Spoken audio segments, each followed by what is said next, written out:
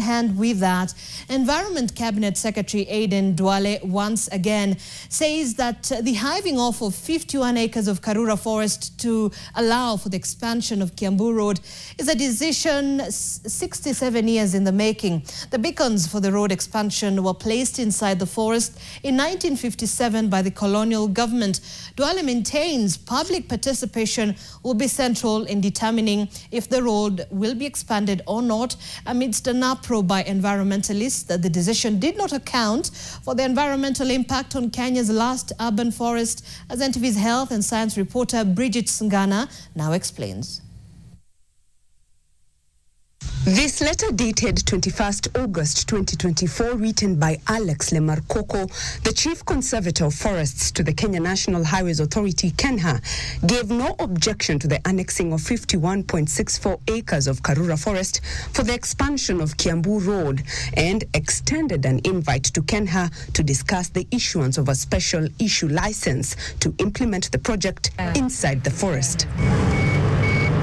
But a section of environmentalists are of the opinion that the road expansion could avoid the forest.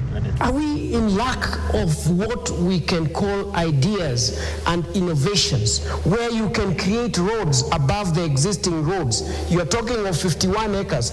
Upwards of that road, you have hundreds of acres that you can use. The participatory forest management program. However, Environment Cabinet Secretary Aden Duale says both the road and the forest are a matter of public interest. The road is also a public good, okay? And I can tell you of the public and private institutions along that road, which were part of Karura Forest. The golf course in Mudaiga was part of Karura Forest.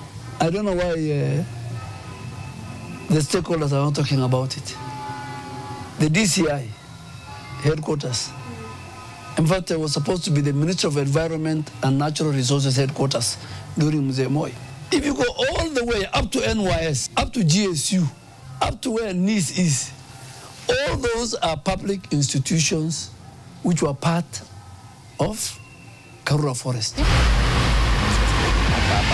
At the moment, the Greenbelt movement, founded by the late environmentalist and Nobel laureate Professor Wangari Maathai, and other Kenyans have filed cases against the expansion of the road on grounds that the road expansion would be a threat to the biodiversity and wildlife habitats found in Karura. Expansion of roads in a forest like Karura Forest.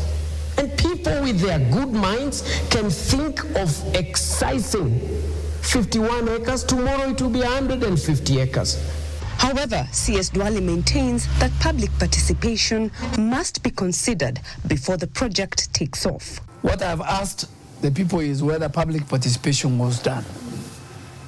And they told me they are not sure, so I'm waiting for it. If public participation was not done, then the expansion of the road will not take place until public participation within the reading of Article 148(1) is done.